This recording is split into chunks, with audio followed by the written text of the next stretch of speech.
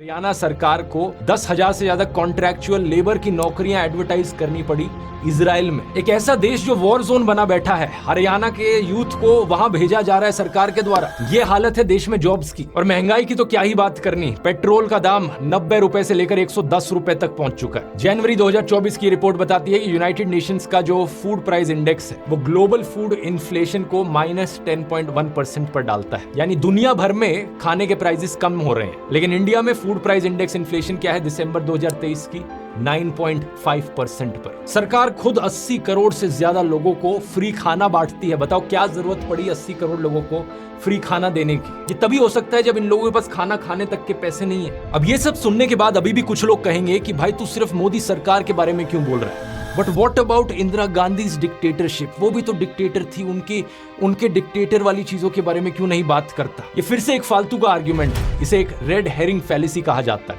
क्या मैं जिंदा था उस वक्त जिस समय इंदिरा गांधी ने इमरजेंसी लगाई? नहीं।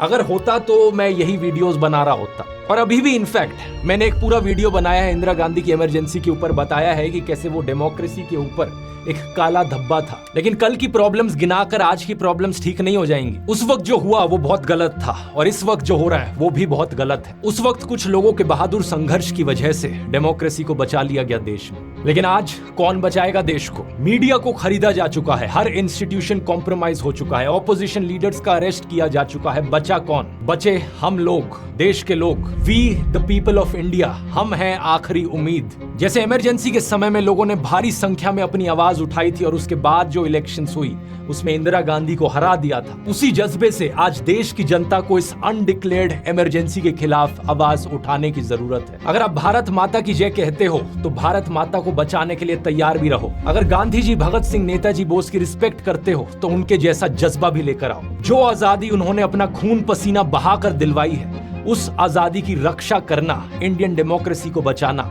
हमारा धर्म है। इस वीडियो को देखने वाला हर एक इंसान अब से अपने आप को लोकतंत्र का रक्षक समझे। ये जिम्मेदारी अब हम सबकी है। स्टेप 1, अपनी आवाज उठाइए। एक एक आवाज से फर्क पड़ता है। अगर आप अपनी आवाज नहीं उठा सकते तो इस वीडियो को 100 लोगों को फॉरवर्ड कीजिए। व्हाट्सएप ग्रुप्स पर, इंडिविजुअली, फेसबुक पर, ट्विटर पर, इंस्टाग्राम पर। हमारा मिशन है इस खबर को देश के कोने कोने तक पहुंचाना, देश के हर एक वोटर तक पहुंचाना। स्टेप 2, वोट करना मत भूलिए। इस बार कोई एक्सक्यूज नहीं चलेगा क्योंकि एक एक वोट से फर्क पड़ता है। चेक कीजिए आपकी कॉन्स्टिट्यूएंसी में कब है वोटिंग। अगर आप देश के बाहर होंगे तो आ जाइए वोट करने, क्योंकि इस बार सब कुछ दांव पर है। इस लिंक पर जाइए, ये लिंक डिस्क्रिप्शन में भी मिल जाएगा, चेक करने के लिए कि आप वोटिंग के लिए ऑलरेडी रजिस्टर्ड हैं या नहीं। अगर आपका नाम इस लिस्ट में नहीं आता इसका मतलब आप वोटिंग के लिए रजिस्टर्ड नहीं है। वोटर रजिस्ट्रेशन कंप्लीट करने के लिए इस लिंक पर जाइए, ये भी नीचे डिस्क्रिप्शन में मिल जाएगा। स्टेप 3, अपने आसपास लोगों तक बात पहुंचाइए। क्या आप जानते हैं देश में 30 से 35% एलिजिबल वोटर्स वोट डालने ही नहीं जाते?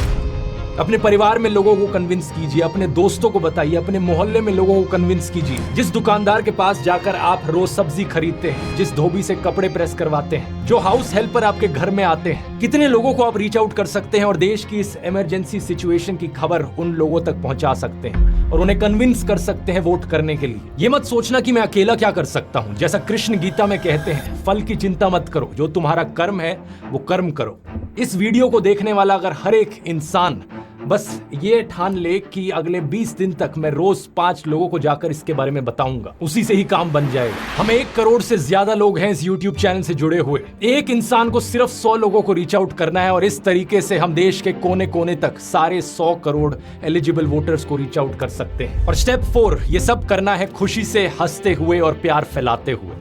जोर से हंसना ताकि आपकी हंसी तानाशाह के अहंकार को डुबा दे। प्यार का दरिया बहाना है जिससे नफरत और अविश्वास का सब कीचड़ हट जाए। तो इन 4 चीजों को याद रखना, अपनी आवाज उठानी है, वोट करना है, दूसरों को वोट करवाना है और हंसना और प्यार फैलाना है। बस इतनी सी जरूरत है। हम देश को बचा सकते हैं, हम देश को बचाएंगे। इनकलाब जिंदाबाद। जय हिंद।